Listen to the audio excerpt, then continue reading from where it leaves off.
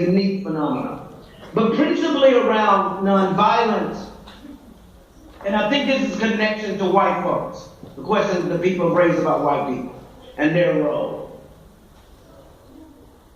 Principally, I think, how many of y'all ever dated somebody? Yep. Have you ever dated someone, like you dated someone, you were in some kind of relationship, right? Everybody dated, gone out, like somebody and that kind of stuff. And we. Now,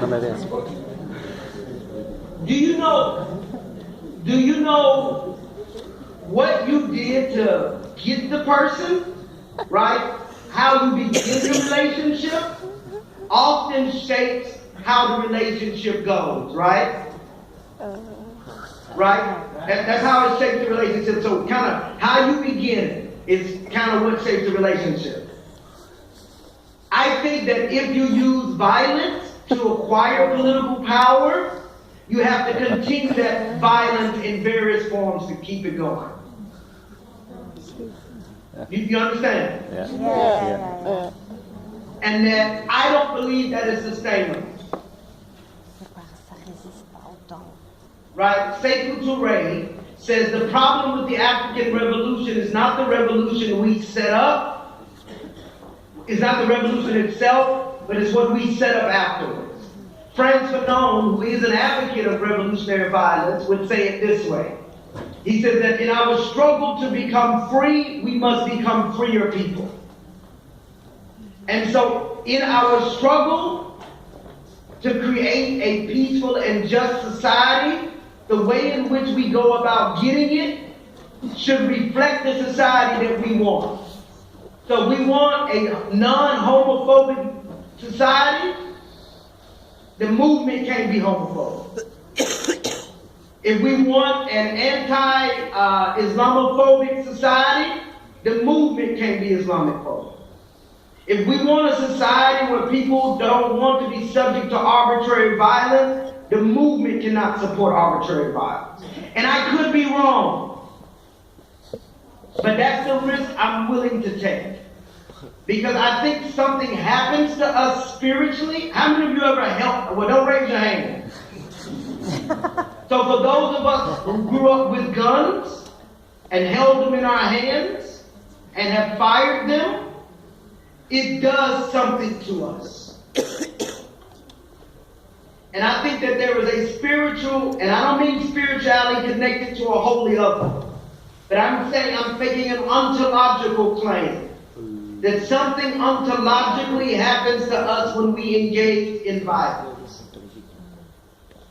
And I don't claim to understand anything that any of you all in this room have experienced. But I do know that tanks and tear gas and rubber bullets and sound bombs have a spiritual cost not only to me, but to the perpetrators. And so I want to caution on that. Now, if folks choose to take up arms in the West Bank, I am not the one to tell them not to. But I'm just saying, I believe something happens spiritually to us, in our being, that we have to give it an account for.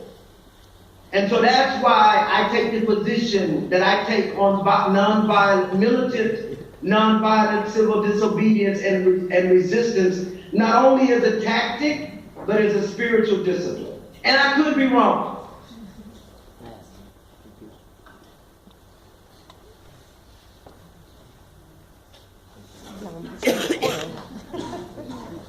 You got everybody thinking, so let's... Well, and I got white people. I'm supposed to talk about white people.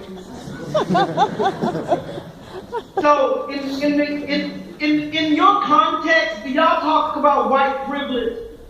Yes. Is that all the rage now? Yes. Yeah.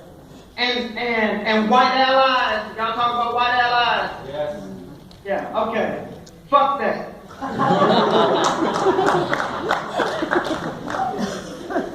We I'm quoting Ruby Sales, a great mother of the civil rights movement who spent time with us in Ferguson and around the country. We don't need white allies, we need freedom fighters. See, allies give you an option. Ally says, this is not my struggle, so I can check in and I can check out. But if you don't think racism has run white folks as crazy, if not crazier, than people of color, then you're in the wrong business.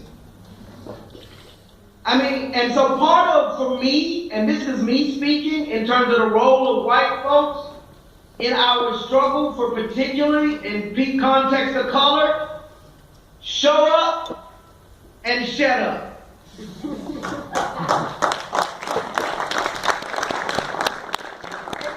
How you say that in French? How you say show up and set up in French? Venez et taisez-vous. Fermez-la. Fermez-la. Ouais. Montrez-vous et fermez-la. But before you interpret, tell me how you say show up and shut up in French. Montrez-vous et fermez-la. Amène ton cul et ta gueule. And I've got one last thing to say before you translate this piece. For white folks, oppression has impacted you at a spiritual level. And again, I'm not talking about a holy other. I'm not talking about something necessarily connected to God. Because in part, the Occupy movement was white folks realizing what black folks have been telling them for 400 years. This shit don't work for you. The system don't work for you. It works for certain sectors of white folks. In fact, the system is working just fine for white elites. But it ain't working for poor white folks. Right? And part of Occupy is a response to that. Large groups of white folks who have done everything that they are supposed to do, and the system didn't work for them. You understand? Yes. And so part of that, this system is a morally bankrupt system. Global capitalism, global hegemony is a system that runs white folks crazy too. And if you don't think your soul, your ontological construct, the constitution of your being is not at stake, then you're misguided. You got just as much at stake. And they whoop our ass. Now they do whoop our asses openly. I'm not saying that. But there's a long tradition of white folks in the U.S. who have laid their lives on the line. And there are great revolutionary white folks who've done that as well.